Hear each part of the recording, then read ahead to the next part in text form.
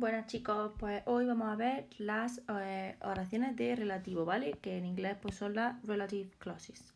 Es un tema muy fácil, que además con práctica sale bien siempre, así que venga, vamos al lío. Vale, lo primero que hay que tener claro es que es una oración de relativo y para qué se utiliza, ¿vale? La oración de relativo, la relative clause, añade o introduce información sobre el antecedente, ¿vale? ¿Qué es el antecedente? Pues la persona o la cosa o el lugar sobre el que se habla, ¿vale? Sobre el que se añade esa información nueva. La oración de relativo siempre va introducida por un pronombre relativo, ¿vale? Que son los que hemos visto ya muchas veces, pues who, which, that, when, where, ¿vale? Y todos los que hay. Y tenemos que tener en cuenta que en inglés hay dos tipos de oraciones relativas, que son las defining y las non-defining, ¿vale?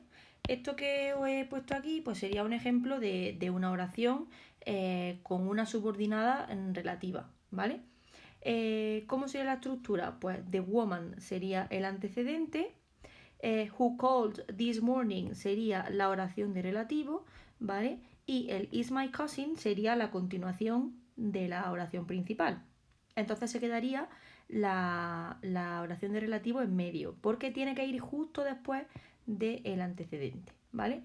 Y tiene que ir introducida por el pronombre relativo, que en este caso, como el antecedente es una persona, pues sería who, ¿vale? Vale, los pronombres relativos en inglés pues son todos estos, ¿vale? Y aparte pues también estaría what o why, pero bueno, ahora mismo con esto tenemos más que suficiente. ¿De qué depende que pongamos uno u otro? Pues del antecedente, ¿vale? Porque si el antecedente es una persona, pues tendremos que poner who. Si el antecedente es un animal o un objeto, una cosa, pues será which. Si hace referencia a que el antecedente posee algo o de lo que está hablando es del antecedente, pues entonces estamos hablando de posesión, sería whose, que este se traduce como cuyo, ¿vale?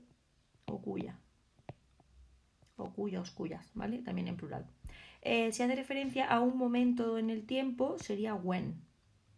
Si hace referencia a un lugar en el que ocurre algo o un lugar del que está hablando, sería where. Y that, ¿vale? Es un poco el comodín. Se puede utilizar tanto para personas como para animales, como para cosas, como para lugares, pero solamente en las oraciones defining. En las non-defining no se puede utilizar that, ¿vale? Entonces, cuidado con eso. Vale, y ahora cómo sé yo si la oración de relativo es defining o non-defining.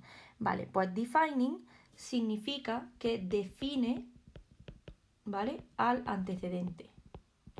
Es decir, antecedente.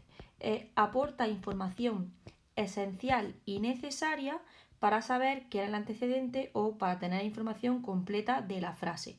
¿Vale? Os he puesto el mismo ejemplo que puse en la diapositiva anterior porque esa sería una oración defining relative clause, ¿vale? ¿Por qué? Porque si yo quito la parte de la oración subordinada, la de relativo, se nos quedaría una frase incompleta. The woman is my cousin. Pero claro, ¿qué woman? ¿Qué mujer es mi prima? Pues a mí me falta información. Sin embargo, si dejo la oración de relativo, pues tendríamos la información completa. The woman who called this morning is my cousin. ¿Vale? Entonces sería defining, porque es necesaria y esencial para saber quién es el antecedente. ¿Vale? Y por último, serían las non-defining relative clauses, es decir, no definen al antecedente, ¿vale? Es decir, es información que no es necesaria para identificar quién o qué es el antecedente, ¿vale? Es información extra que no es necesaria y podría ser omitido. Es decir, si tú omites esa parte de la oración y sigue teniendo sentido, pues entonces estamos hablando de una non-defining relative clause, ¿vale? Y además también se identifica muy bien porque van entre comas, ¿vale? Como podéis ver aquí, se colocan entre comas. Por el ejemplo, Mike, who is an excellent student, studies every day.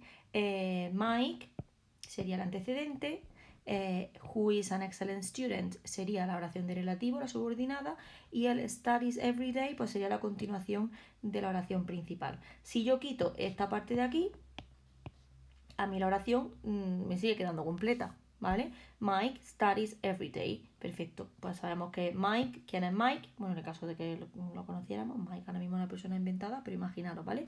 Mike studies every day. Pues así sería. Ya está. Ahora, ¿que quiero añadir información extra? Perfecto, pues la pones entre comas. Mike, who is an excellent student, studies every day. ¿Vale?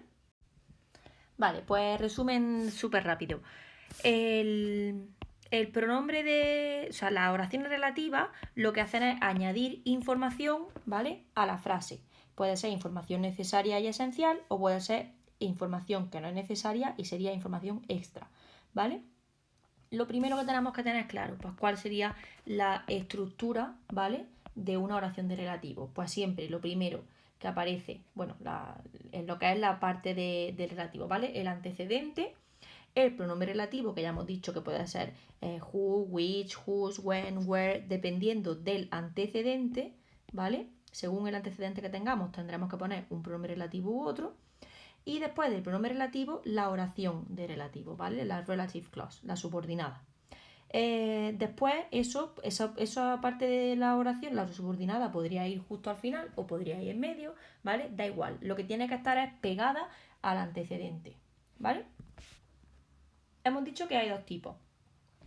Defining relative clauses, que son las que añaden información necesaria y esencial, ¿vale? Es decir, no podrían omitirse. Y luego tenemos también las non-defining, que son las que añaden información que no es necesaria y que sería extra. Y que además van entre comas, ¿vale?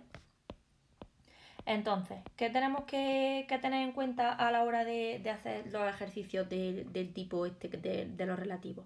Pues bueno, si es el tipo de ejercicio en el que tienes que rellenar el hueco poniendo el pronombre relativo correcto, pues tienes que fijarte en el antecedente, ¿vale? Si el antecedente es una persona, pues pones who. Si el antecedente es un lugar, pero un lugar en el que ocurre algo, pues entonces pones where.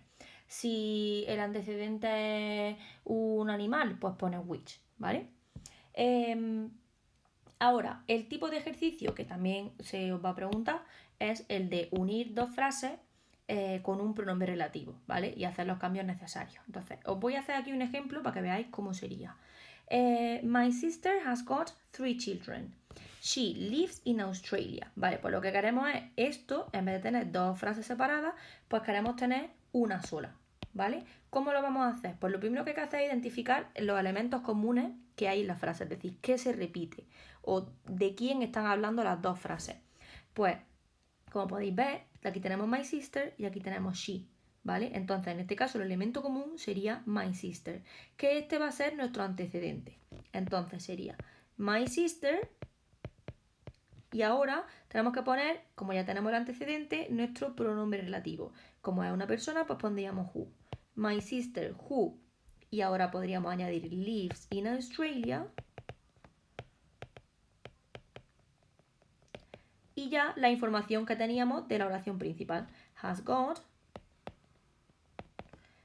3 children. Y ya se nos quedaría una sola frase unida por un pronombre relativo, ¿vale? Con la información de la oración de relativo y la información de la oración principal, ¿vale? Bueno, pues espero que se haya quedado más o menos claro. Yo creo que esta parte es fácil y que os va a salir todo muy bien. Así que nada, a practicar los ejercicios y en la próxima clase corregimos y resolvemos dudas. See you!